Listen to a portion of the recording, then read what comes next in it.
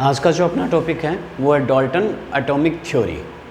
Dalton atomic theory क्या है? इससे पहले अपने जो एटम वर्ड है इसको यूज़ में नहीं लिया जाता था। इससे पहले अपने क्या करते थे कि अपने पार्टिकल्स कहते थे, ठीक है, कि पार्टिकल्स क्या है, पार्टिकल्स के बारे में बात की, मैटर के बारे में बात की या एलिमेंट के बारे में बात की। तो ये जो वर्ड है बेसिकली अपने यूज़ में लिया जाता था। तो अपने यहाँ पर बात करें कि जो लगभग अपने पास यहाँ पर कि जो मैटर की जो स्ट्रक्चर है उस स्ट्रक्चर को डिस्क्राइब करने के लिए अपने को जो डाल्टन है उस डाल्टन ने डाल्टन एटॉमिक थ्योरी जो दी। ये डाल्टन एटॉमिक थ्योरी क्या कहती है अपने को? सिंपल सी यहाँ पर बातें हैं जो आपको पहले से पता है, उनको दोबारा अपने रिवाइज कर रहे हैं। क्या कहा? सबसे पहले अपने कहते हैं कि जो डाल्टन ने एटम को डिस्कवर किया था, किससे? एक वर्ड बनता है अपने पास कौन सा? एटोमोस। इस एटोमोस से एटम वर्ड बना है, ठीक है। तो एटोमोस एक ग्रीक वर्ड है जिसका अगर अपने मीनिंग देखा जाए तो अपने पास क्या होता है? अपने पास दो वर्ड है इसके अंदर, ए प्लस क्या हो रहा है अपने पास? टम। तो ए मतलब क्या चाहता है? अपने कह सकते हैं इसको अनडिवाइजेबल, जिसको फर्दर और ज़्यादा डिवाइड नहीं किया जा सकता। तो अपने कह सकते हैं किसी भी मैटर की सबसे स्मॉलेस्ट जो यूनिट है वो स्मॉलेस्ट यूनिट क्या होती है हमारे पास? एटम होती है, ठीक है। तो इसके बारे में इन्होंने बताया था। तो अपने कहते हैं एटम जो वर्ड है उस एटम वर्ड को जो डिस्कवर किया गया था वो किसने किया था? अपने को डाल्टन ने इसको डिस्कवर किया था। इसने अपनी थ्योरी में क्या कहा? फर्स्ट पॉइंट इसका था कि matter is made up of extremely small individual particles known as atom. तो कोई भी जो मैटर है वो मैटर किससे बना हुआ है? स्मॉल इंडिविजुअल पार्टिकल से मिलकर बना हुआ है। इस स्मॉल इंडिविजुअल पार्टिकल्स को डाल्टन ने क्या नाम दिया? एटम नाम दिया, ठीक है। तो फर्स्ट बात इसकी ये आ गई। सेकंड जो ये क्या कहता है अपने को? Atom of same element are identical in all respect, कि अगर अपने पास कोई जो सेम एलिमेंट के जो एटम है वो सेम एलिमेंट के जो एटम वो आइडेंटिकल सेम होंगे किसी भी तरीके से उसको देखा जाए, भले उसकी फिजिकल प्रॉपर्टीज देखी जाए या केमिकल प्रॉपर्टी को देखा जाए। तो उसकी फिजिकल या केमिकल प्रॉपर्टी किसी भी टाइप की आप प्रॉपर्टी देख लो, इसका एटॉमिक मास देख लिया जाए, तो वो सब कुछ आपको क्या मिलता है? सेम मिलता है। फॉर एग्जाम्पल हाइड्रोजन की अगर अपने बात करें, हाइड्रोजन एटम है तो ये हाइड्रोजन एटम अपने पास एक तो अपने पास हाइड्रोजन एटम केमिकल रिएक्शन के थ्रू प्रिपेयर किया है और एक नेचुरली हाइड्रोजन प्रेजेंट है। तो ये जो दोनों हाइड्रोजन एटम हैं वो आइडेंटिकल सेम होंगे, इनका एटॉमिक मास सेम होगा, ठीक है, इनकी फिजिकल प्रॉपर्टी सेम होगी, इनकी केमिकल प्रॉपर्टी भी सेम होगी, ठीक है। तो ये इसका सेकंड पॉइंट था। थर्ड पॉइंट ये क्या कहता है अपने को? Atoms of different elements have different masses, size and also possess different chemical properties. अगर अपने पास जो एटम है, एटम्स ऑफ डिफरेंट एलिमेंट्स, अगर डिफरेंट एलिमेंट्स के एटम हैं, फॉर एग्जांपल एक एटम अपने हाइड्रोजन ले लिया और एक एटम कौन सा ले लिया? ऑक्सीजन ले लिया, तो इनकी जो प्रॉपर्टीज़ है, आइडेंटिकल प्रॉपर्टीज़ है, वो भी क्या होगी? डिफरेंट होगी। हाइड्रोजन का एटॉमिक मास अलग है, ऑक्सीजन का एटॉमिक मास अलग है, हाइड्रोजन की केमिकल प्रॉपर्टीज़ अलग है, ऑक्सीजन की केमिकल प्रॉपर्टीज़ अलग है, ठीक है। तो इनके अंदर इनके जो डिफरेंट मास, साइज भी अलग है। हाइड्रोजन का साइज स्मॉल है और हाइड्रोजन से कंपेयर अगर करें ऑक्सीजन का तो ऑक्सीजन का साइज क्या है? मच अपने कह सकते हैं कि ज़्यादा इसका साइज क्या है? बड़ा साइज इसका होता है, ठीक है। तो ये इसका जो थर्ड पॉइंट था। फिर अपने बात करें कि ये क्या कहता है अपने को कि एटम ऑफ सेम और different elements combine to form compound atom, कि अगर कोई एटम सेम और डिफरेंट एलिमेंट्स कंबाइन हो, ठीक है, वो क्या कहता है? Atoms of same and different elements combine to form molecule, ठीक है। तो सेम और डिफरेंट एलिमेंट्स कंबाइन होकर किसकी फॉर्मेशन करते हैं? मॉलिक्यूल की फॉर्मेशन करते हैं। सेम एलिमेंट का एग्जांपल देख सकते हैं, हाइड्रोजन मॉलिक्यूल, ऑक्सीजन मॉलिक्यूल्स, यहाँ पर क्या हो रहे हैं कि सेम एलिमेंट्स कंबाइन हो रहे हैं। कौन सा? हाइड्रोजन प्लस हाइड्रोजन कंबाइन होकर किसकी फॉर्मेशन कर रहा है? हाइड्रोजन मॉलिक्यूल्स की।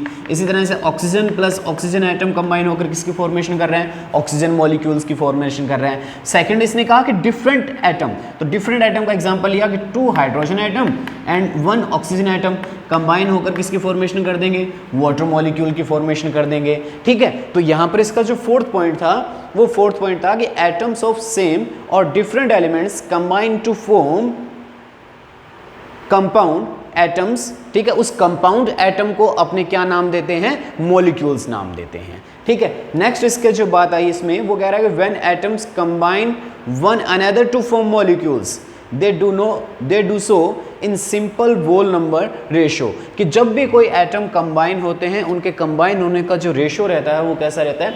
सिंपल वोल रेशो अपने पास रहता है। ठीक है, वो फ्रैक्शनल रेशो में कभी भी एटम कंबाइन नहीं होते। बड़े एटम मॉलिक्यूल्स की बात कर सकते हैं, C6H12O6 की, ग्लूकोज की बात की जा सकती है। तो ग्लूकोज में भी देखते हैं कि यहाँ पर कार्बन, हाइड्रोजन और ऑक्सीजन वो किस रेशो में कंबाइन हो रहे हैं? 1:2:1।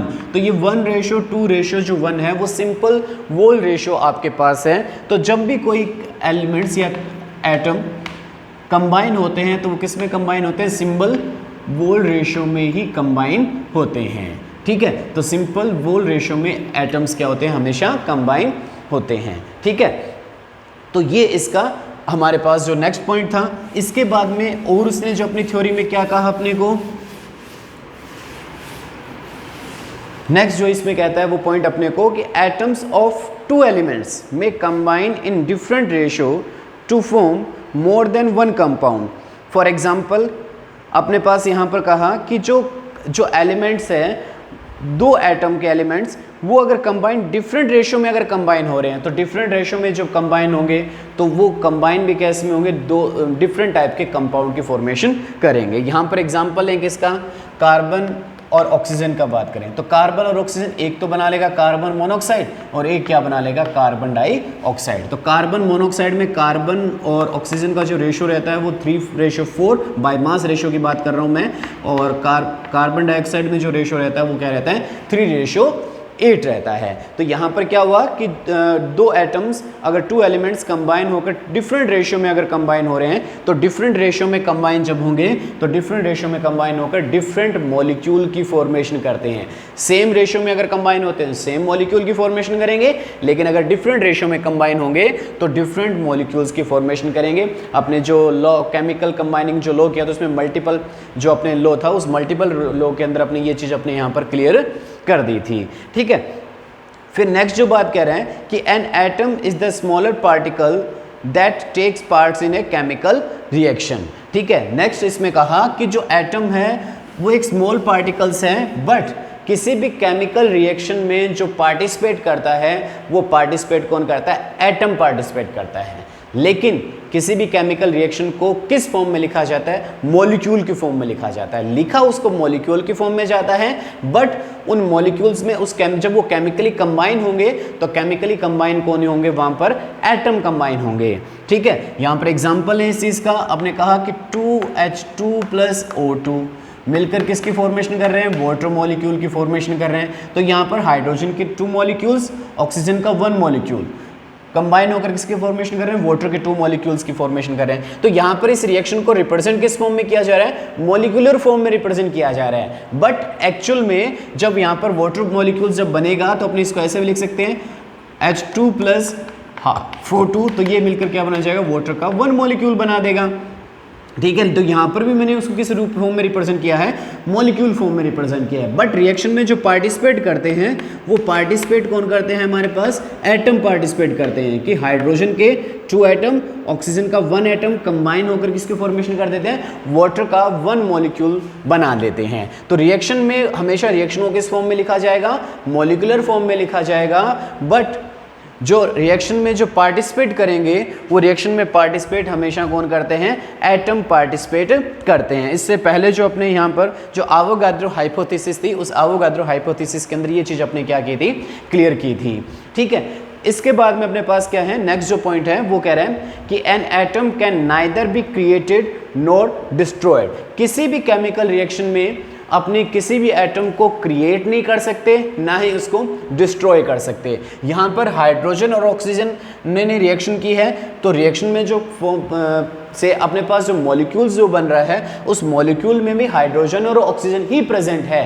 ठीक है, तो ये नहीं है कि अपने रिएक्शन हाइड्रोजन और ऑक्सीजन की कर रहे हैं और कंपाउंड या जो मॉलिक्यूल्स बने उस मॉलिक्यूल में अपने पास कार्बन आ जाए, ऐसा कभी भी पॉसिबल नहीं है। तो इसका मतलब ये हुआ कि एटम को ना तो आप डिस्ट्रॉय कर सकते हो, ना ही एटम को आप क्रिएट कर सकते हो, उसकी फॉर्मेशन कर सकते हो। ठीक है, तो ये हमारे पास जो डाल्टन एटॉमिक थ्योरीज के जो 8 पॉइंट थे, इसके बेस पर अपने यहाँ पर डाल्टन की एटॉमिक थ्योरी को अपने क्लियर किया। इसके बाद में अपने पास जो टॉपिक आता है वो लिमिटेशन ऑफ डाल्टन थ्योरी की अगर अपने बात करें तो नेक्स्ट जो टॉपिक है limitation of Dalton atomic theories. इस डाल्टन एटॉमिक थ्योरीज के अंदर जो 8 पॉइंट बताए गए, उन 8 पॉइंट्स के अंदर कुछ लिमिटेशंस हैं। वो लिमिटेशन क्या क्या हैं, इसमें से फर्स्ट लिमिटेशन की बात करें या इसको अपने ड्रॉबैक्स भी बोल सकते हैं, तो Dalton atomic theory could explain the law of chemical combination but fail to explain the law of gases volume. तो अपने पास जो केमिकल कॉम्बिनेशन के जो लॉ थे उस लॉ को तो ये एक्सप्लेन करती है, लेकिन ये हमारे पास जो एक लॉ, इसका कौन सा था हमारे पास, गैलूस जो से का जो गैसेस लॉ था, उस गैसेस लॉ को ये जो थ्योरी है वो एक्सप्लेन नहीं करती है। ठीक है, तो बाकी सभी लॉ को ये एक्सप्लेन करती है, लेकिन जो गैलुसेक का जो गैसेस लॉ था जिसके अंदर हमने कहा था वॉल्यूम की जो बात की थी, जिसको अपने वॉल्यूम लॉ भी बोल सकते हैं, तो उस वॉल्यूम लॉ को ये एक्सप्लेन नहीं करता। कल अपने एवोगाड्रो हाइपोथेसिस के अंदर भी यही बात कही थी कि जो डाल्टन है उस डाल्टन ने एवोगाड्रो की जो हाइपोथेसिस थी उसको उसने नहीं माना था। ठीक है, तो उस चीज़ को ये एक्सप्लेन नहीं करता है। सेकेंड बात ये क्या कर रहा है, if could not explain why atom of different elements have different masses, size and valency। वो कह रहा है कि ये चीज़ को एक्सप्लेन नहीं करता कि अगर डिफरेंट एटम है तो डिफरेंट एटम का जो मास है वो डिफरेंट क्यों है, उनकी वैलेंसी डिफरेंट क्यों है, मीन्स उसके ऊपर जो चार्ज है किसी पर +1, किसी पर +2, किसी पर -1, किसी पर -2। ठीक है, ये चीज़ क्यों है, उसका साइज डिफरेंट क्यों है, उसका चार्ज डिफरेंट क्यों है, ठीक है, उसका मास डिफरेंट क्यों है, इस चीज़ को वो एक्सप्लेन नहीं करता है। नेक्स्ट जो इसमें कह रहा है, it could not explain why do atom of the same और different elements combine at all to form molecule. ठीक है, तो नेक्स्ट ये कहता है कि जो ये एटम है वो एटम कंबाइन होकर मॉलिक्यूल्स की फॉर्मेशन क्यों करते हैं। ठीक है, उस चीज़ को एक्सप्लेन नहीं करता कि यहाँ पर क्या ज़रूरत पड़ गई कि हाइड्रोजन ने ऑक्सीजन के साथ कंबाइन हुए, हाइड्रोजन के 2 एटम ऑक्सीजन के साथ कंबाइन हुए और उन्होंने वाटर के मॉलिक्यूल की फॉर्मेशन की, या कार्बन ऑक्सीजन के साथ कंबाइन हुआ, कार्बन मोनोऑक्साइड बना रहा है, या कार्बन 2 ऑक्सीजन एटम के साथ कंबाइन होकर कार्बन डाइऑक्साइड की फॉर्मेशन कर रहा है। तो कह रहा है कि इनको कंबाइन होने की ज़रूरत क्यों थी, क्यों ये एटम आपस में कंबाइन हो रहे हैं, इस चीज़ को एक्सप्लेन डाल्टन एटॉमिक थ्योरी नहीं करती है कि इनके कॉम्बिनेशन की इनको ज़रूरत क्या पड़ गई। ठीक है, एटम फ्री स्टेट में क्यों नहीं प्रेजेंट हो सकता एनवायरनमेंट के अंदर, कि हाइड्रोजन जब भी बात करते हैं तो हाइड्रोजन को आप ऐसे लिखते हो, H2 डाइएटॉमिक मॉलिक्यूल माना जाता है इसको। ठीक है, कभी भी हाइड्रोजन को H फॉर्म में रिप्रेजेंट नहीं किया जाता। तो ऐसा क्यों है, इस चीज़ को एक्सप्लेन वो नहीं कर पाया। फिर नेक्स्ट जो इसमें कहा, it could not explain the nature of binding force between atoms and molecules which account for existence of matter in 3 states solid, liquid and gas। फिर ये नहीं बता पाया कि यहाँ पर जो हाइड्रोजन के 2 एटम हैं इनके बीच में जो ये इंटर पार्टिकल अट्रैक्शन फोर्स ये कैसा है। ठीक है, कैसा इंटर पार्टिकल अट्रैक्शन फोर्स है, या Na और Cl जो NaCl है इनके बीच में जो इंटर पार्टिकल अट्रैक्शन फोर्स है वो कैसा है, इस चीज़ को एक्सप्लेन नहीं कर पाया ये। ठीक है, कि यहाँ पर कहते हैं कि ये जो कंपाउंड है वो कोवेलेंट है और ये कंपाउंड कैसा है, आयनिक है। तो ये चीज़ें नहीं बता पाया कि आयनिक, ये तो बाद के वर्ड है कि आयनिक क्या है, कोवेलेंट क्या है। ये चीज़ें एक्चुअल में क्या है कि जो हमारे पास जो इंटर पार्टिकल अट्रैक्शन फोर्स है, दो पार्टिकल के बीच का जो अट्रैक्शन फोर्स है वो कैसा है, इस चीज़ को ये एक्सप्लेन नहीं कर पाया था। ठीक है, नेक्स्ट बात, हमारे पास जो तीन स्टेट होती है, कौन सी, गैस, लिक्विड और सॉलिड, ये तीनों फिजिकल स्टेट कैसे बनती है, ये कैसे ये तीनों फिजिकल स्टेट बनती है, इस चीज़ के बारे में भी अपने को जो डाल्टन की जो एटॉमिक थ्योरी है वो एक्सप्लेन नहीं कर पाती है कि ये जो तीनों स्टेट है फिजिकल स्टेट वो किस तरह से इनकी फॉर्मेशन होती है। ठीक है, तो ये जो हमारे पास क्या है कि जो डाल्टन के एटॉमिक थ्योरी की लिमिटेशंस आ जाती है। ठीक है, तो ड्रॉबैक्स भी बोल सकते हैं या लिमिटेशन अपने डाल्टन एटॉमिक थ्योरीज की कहा जा सकता है। इसके बाद में जो अपने जो टॉपिक स्टार्ट करते हैं वो टॉपिक है हमारे पास एटॉमिक मास। एटॉमिक मास क्या चीज़ है, तो अपने आगे वीडियो को करते हैं, कंटिन्यू करते हैं। इसमें क्या है, एटॉमिक मास। एटॉमिक मास क्या चीज़ है कि मास की अपने बात की तो पहले जो प्रीवियस जो लेक्चर हो चुके हैं उसके अंदर अपने मास और वेट के अंदर डिफरेंस बता चुके हैं कि मास क्या चीज़ है, वेट क्या चीज़ है। फिर अपने कहा कि मास को केमिस्ट्री लैब के अंदर जो मेज़र किया जाता है वो किस में किया जाता है, अपने पास जो हमारे पास एनालिटिकल जो बैलेंस है उस एनालिटिकल बैलेंस के अंदर मास को मेज़र या वेट उसका किया जाता है। लेकिन अपने यहाँ पर बात किसकी कर रहे हैं, एटम की। एटॉमिक मास को फाइंड करना है तो अपने को पता है कि जो एटम होते हैं, डाल्टन की एटॉमिक थ्योरी अपने की है वो क्या होते हैं, smallest part of any matter. ठीक है, तो किसी भी मैटर का जो स्मॉलेस्ट पार्ट है वो क्या होता है, हमारे पास एटम होता है। तो बहुत ज़्यादा स्मॉल है, इसको अपने बेसिकली नॉर्मल माइक्रोस्कोप से भी एटम को अपने देख नहीं सकते हैं। तो उतना छोटा पार्टिकल्स है, अपने कह सकते हैं नैनो माइक्रो साइज का जो पार्टिकल्स है, इस पार्टिकल्स को देखना पॉसिबल ही नहीं है। तो उसके मास को कैसे अपने फाइंड किया जाए। आज के टाइम में तो एटम के मास को फाइंड करने के लिए हमारे पास जो टेक्निक है उस टेक्निक को अपने बोलते हैं मास स्पेक्ट्रोस्कोपी। तो आज के टाइम में तो मास को मेज़र करने के लिए हमारे पास जो टेक्निक आ चुकी है और उस टेक्निक को क्या कहा जाता है, मास स्पेक्ट्रोस्कोपी कहा जाता है। इस मास स्पेक्ट्रोस्कोपी से अपने इजीली किसी भी एटम के मास को फाइंड कर सकते हैं। लेकिन अपने बात कर रहे हैं आज से बहुत टाइम पहले की, जब ये मास स्पेक्ट्रोस्कोपी टेक्निक नहीं थी, उस टाइम किसी भी एटम के मास को किस तरह से मेज़र किया जाए। ठीक है, तो उस टाइम की अपने बात कर रहे हैं कि उस टाइम अपने मास को किस तरह से फाइंड करेंगे। ठीक है, तो उस समय जो अपने पास जो एक्यूरेट जो मास है उस एक्यूरेट मास को अपने किस तरह से फाइंड किया जाए, तो उस टाइम हमारे पास जो टेक्निक थी वो हमारे पास रिलेटिव टेक्निक अपने उसको बोल सकते हैं, नाम दिया जा सकता है उसको, उस टेक्निक को नाम क्या दिया जा सकता है, रिलेटिव टेक्निक। रिलेटिव टेक्निक क्या है, मतलब किसी के साथ रिलेशन बनाया जाए, अपने पास किसी के साथ क्या बनाया जाए, रिलेशन, और उस रिलेशन से एक एटम का रिलेशन दूसरे एटम के साथ बनाकर रिलेशन, अपने उस एटम का क्या फाइंड आउट किया जा सकता है, मास फाइंड आउट किया जा सकता है। अब ये रिलेशन टेक्निक क्या है, किस तरह से अपने रिलेशन बनाते हैं, इसके बारे में थोड़ी सी अपने बात करें तो रिलेशन का जो मेरा मतलब है, फॉर एग्जांपल मेरे पास ये एक चॉक का टुकड़ा है, ठीक है, और एक ये चौक का टुकड़ा है हमारे पास। मेरे को इन दोनों का मास नहीं पता, इसका भी नहीं पता और इसका भी मास नहीं पता। तो मैंने रिलेशन क्या बनाया, रिलेशन क्या बना सकता हूं कि मेरे पास देखो एक तो इस साइज का चौक का टुकड़ा है और एक हमारे पास इस तरह से स्मॉल साइज के जो टुकड़े हैं। तो ये स्मॉल साइज के टुकड़े मेरे पास बहुत ज़्यादा है, तो मैं रिलेशन क्या बनाऊंगा कि इनमें से जो सबसे स्मॉलेस्ट जो टुकड़ा है, ठीक है, इस तरह से अपने पास क्या है कि सबसे जो स्मॉलेस्ट जो इसका चौक का जो टुकड़ा होगा उसको अपने यूज़ में लेंगे और उसको यूज़ में लेते हुए जो बाकी जो चौक है उनके मास को अपने फाइंड आउट करेंगे। उनके मास को फाइंड आउट कैसे करेंगे, तो अपने कह सकते हैं कि ये जो चौक है, ठीक है, अपने यहाँ पर क्या है कि जैसे बैलेंस को यूज़ में लिया, नॉर्मल जो अपने बैलेंस है उस बैलेंस को अपने यूज़ में ले रहे हैं यहाँ पर,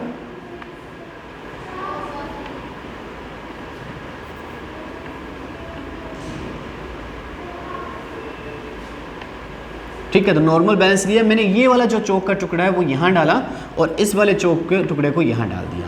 मैंने कहा इन दोनों को इक्वल करना है, तो इक्वल करने के लिए मैंने कहा कि इस तरह के जो अपने पास पार्ट्स है, इस तरह के कितने पार्ट्स मैंने यूज़ में लिए, मैं कहता हूँ कि यहाँ पर 5 पार्ट्स इस तरह के यूज़ में लिए अपने।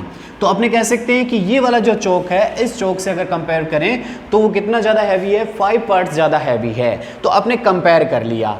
इसका कंपैरिजन अगर मैं इसकी जगह अगर इस चौक को अगर यूज़ में लेता हूँ तो मैं कहता हूँ कि इस तरह के मैं यहाँ पर कितने पार्ट्स यूज़ में लेता हूँ, 2 पार्ट्स यूज़ में लेता हूँ। तो ये चौक इस चौक से कितना ज़्यादा हैवी हो जाएगा, 2 पार्ट्स क्या हो जाएगा, ज़्यादा हैवी हो जाएगा। तो यहाँ पर ये रिलेटिव स्टडी हो गई।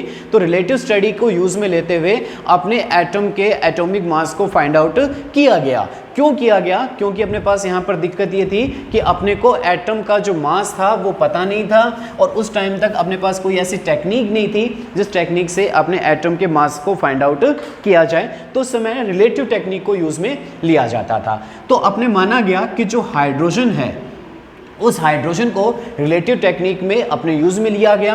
क्यों यूज़ में लिया गया, हाइड्रोजन को चूज़ क्यों किया, इसके पीछे का जो रीज़न है वो रीज़न है अपने कह सकते हैं कि जो सबसे जो लाइट जो एटम है वो लाइट एटम कौन सा होता है हमारे पास, हाइड्रोजन एटम है। सबसे लाइट है तो सबसे लाइट सबसे हल्का होने की वजह से अपने कौन से एटम को चूज़ किया गया, हाइड्रोजन एटम को चूज़ किया गया। तो उस हाइड्रोजन एटम को चूज़ करते हुए दूसरे एटम के साथ उसकी स्टडी की गई और ये देखा गया कि जो एटम है, दूसरा जो एटम है उसका जो मास है उससे कितना ज़्यादा डिफरेंट होता है। ठीक है। तो इसमें क्या किया अपने पास, scientists could determine the mass of one atom relative to another by experimental means।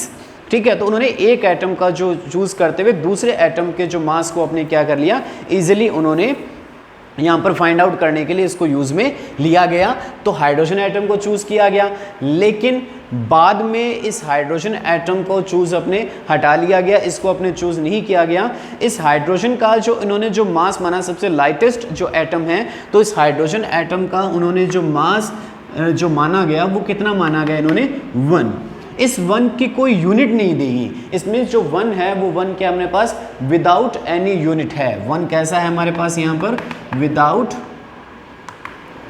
Any unit. इस 1 की कोई भी यूनिट नहीं है। इन्होंने माना कि जो हाइड्रोजन एटम है उस हाइड्रोजन एटम का जो मास होता है वो मास कितना होता है, 1 होता है। अब 1 किलोग्राम है, 1 ग्राम है, 1 नैनोग्राम है, 1 मिलीग्राम है, इस चीज़ के बारे में इन्होंने नहीं कहा कि सिर्फ इसके जो यूनिट मान ली गई, कितनी मान ली गई इसकी, 1 मान लिया गया कि हाइड्रोजन का जो मास होता है वो एक्चुअल में कितना होता है हमारे पास, 1 होता है।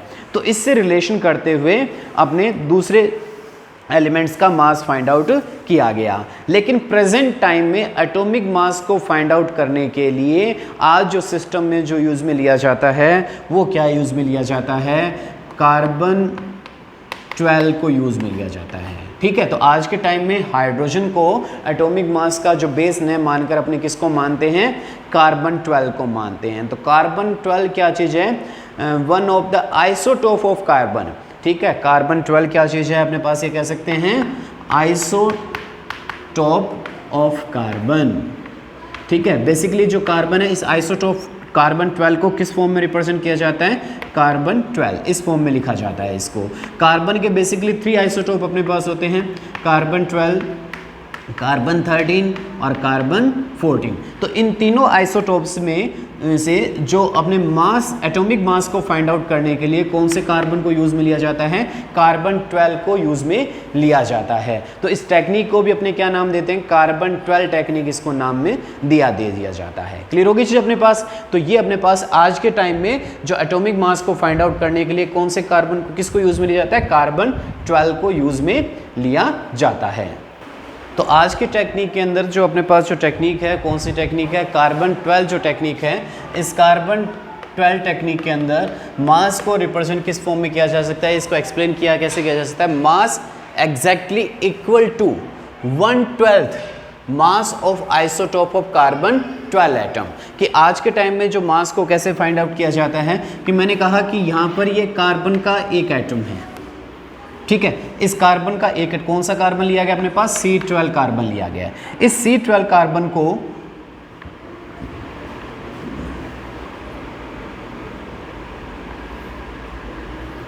इक्वली 12 पार्ट्स में अपने क्या कर दिया, डिवाइड कर दिया। तो इक्वली 12 पार्ट्स में डिवाइड करने के बाद में ये जो अपने पास हिस्सा है इसको अपने क्या बोल सकते हैं, 1/12 पार्ट बोला जा सकता है। कार्बन का कौन सा पार्ट हो गया, 1/12 पार्ट। तो कोई भी एटम इस कार्बन 12 के 1/12 पार्ट से कितना ज़्यादा भारी होगा, ठीक है, या कितना ज़्यादा हैवी होगा, वो उस एलिमेंट का क्या हो जाएगा, एटॉमिक मास आ जाएगा। समझ में आ गई बात अपने को कि अपने पास कोई भी एटम है, उस एटम का जो मास है कार्बन 12 के 1/12 पार्ट से वो एटम कितना ज़्यादा हैवी है, वो उस एटम का क्या आ जाता है, एटॉमिक मास आ जाता है। ठीक है, तो अपने यहाँ पर atomic mass is equal mass of an atom divide by 1/12 mass of atom of C12।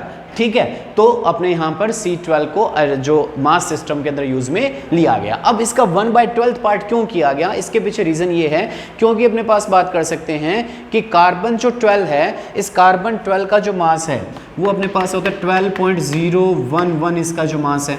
तो जो इससे छोटे एलिमेंट्स हैं, तो इनसे छोटे एलिमेंट्स का मास अगर इसका पार्टीशन नहीं करेंगे तो इससे छोटे एलिमेंट्स का मास अपने फाइंड आउट नहीं कर सकते। इसके लिए अपने क्या किया, इसका क्या कर दिया, अपने पार्ट कर दिए और कितने पार्ट किए, इक्वली 12 पार्ट्स में इसको डिवाइड कर दिया। तो इक्वली 12 पार्ट्स में डिवाइड करने के बाद में इसका जो 1/12 जो पार्ट आ रहा है उसको कंपेयर करते हुए अपने दूसरे एटम के मास को क्या किया जा सकता है, मेजर किया जा सकता है। ठीक है, लेकिन अभी तक हमारे पास जो मास है उस मास की कोई यूनिट नहीं आई है अपने पास। ठीक है, और जो एटॉमिक मास है वो एलिमेंट का कैसा मिल रहा है अपने को, फ्रैक्शनल मिल सकता है। जैसे यहाँ पर जो ऐसे देखा है कि जो एटॉमिक मास है वो मेरे को कैसा मिल रहा है, फ्रैक्शनल मास अपने को मिल सकता है। तो अपने पास यहाँ पर जो यूनिट जो इसकी मानी गई वो यूनिट अब जो इसमें जो काम में लेने लगे, the scale of relative masses, जो हमारे पास रिलेटिव मासेस का जो स्केल है उस स्केल को अपने क्या बोला जाता है,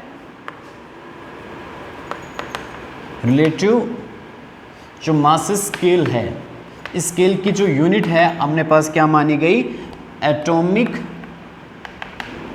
मास यूनिट। क्या यूनिट मानी गई इसकी, एटॉमिक मास यूनिट। इस एटॉमिक मास यूनिट को शॉर्ट फॉर्म में बोल दिया जाता है AMU।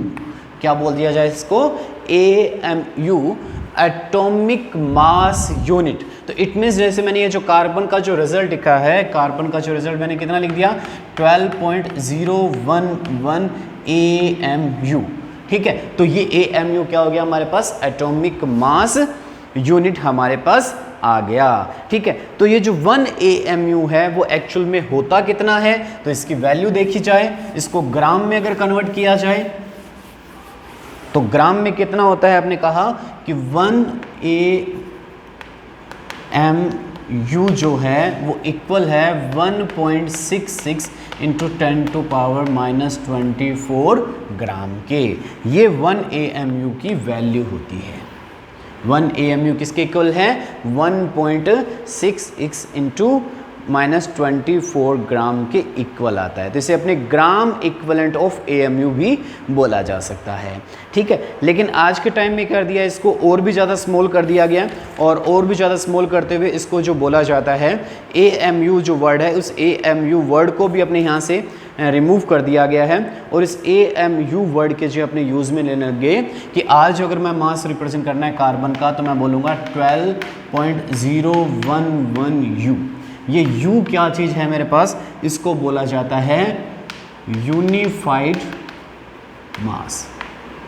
ठीक है, क्या बोला जाता है इसको, यूनिफाइड मास इसको बोला जाता है। ठीक है, तो आज के टाइम में जो यूनिट यूज़ में लेते हैं वो कौन सी यूज़ लेते हैं, U यूनिट को यूज़ में लिया जाता है और इस U को क्या कहा जाता है, यूनिफाइड मास इसको कहा जाता है। ठीक है, तो ये अपने पास जो एटॉमिक मास की यूनिट अपने पास जो कैसे बनी, अगला जो टॉपिक बनेगा उसमें ग्राम यूनिट को कैसे यूज़ में लिया जाए उसके ऊपर अपने बात करेंगे।